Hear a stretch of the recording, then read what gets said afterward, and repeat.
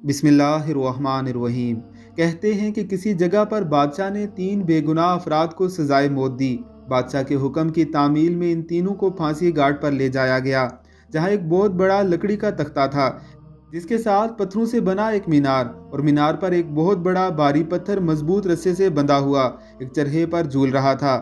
رسے کو ایک طرف سے کھینچ کر جب چھوڑا جاتا تو دوسری طرف بندھا ہوا پتھر زور سے نیچے گرتا اور نیچے آنے والی کسی بھی چیز کو کچل کر رکھ دیتا تھا۔ چنانچہ ان تینوں کو اس موٹ کے تختے کے ساتھ کھڑا کیا گیا۔ ان میں سے ایک عالم، ایک وکیل اور ایک فلسفی تھا۔ سب سے پہلے عالم کو اس تختے پر عین پتھر گرنے کے مقام پر لٹکایا گیا اور اس کی آخری خواہش پوچھی گئی۔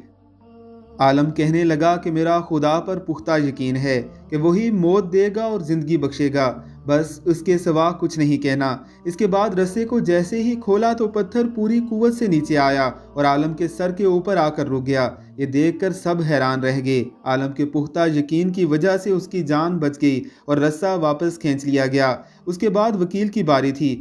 اس کو بھی تختہ دار پر لٹا کر جب آخری خواہش پوچھی گئی تو کہنے لگا کہ میں حق اور سچ کا وکیل ہوں، جیت ہمیشہ انصاف کی ہوتی ہے، یہاں بھی انصاف ہوگا۔ اس کے بعد رسے کو دوبارہ کھولا گیا، پھر پتھر پوری قوت سے نیچے آیا اور اس بار بھی وکیل کے سر پر پہنچ کر رک گیا۔ پھانسی دینے والے اس انصاف سے حیران رہ گئے اور وکیل کی جان بھی بچ گئی۔ اس کے بعد فلسفی کی باری تھی۔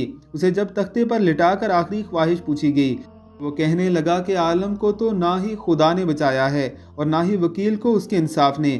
دراصل میں نے غور سے دیکھا کہ رسے پر ایک جگہ گانٹھ ہے جو چرخی کے اوپر گھومنے میں رکاوٹ کی وجہ بنتی ہے، جس سے رسہ پورا کھلتا ہے، پتھر پورا نیچے نہیں گرتا۔ فلسفی کی بات سن کر سب نے رسے کو بغور دیکھا تو وہاں واقعی گانٹھ تھی۔ انہوں نے جب وہ گانٹھ کھول کر رسہ آزاد کیا تو پھر پتھر پوری قوت سے نیچے گرا اور فلسفی کا سر کچل کر رکھ دیا۔ بعض اوقات بہت کچھ جانتے ہوئے بھی منہ بند رکھنا حکمت میں شمار ہوتا ہے۔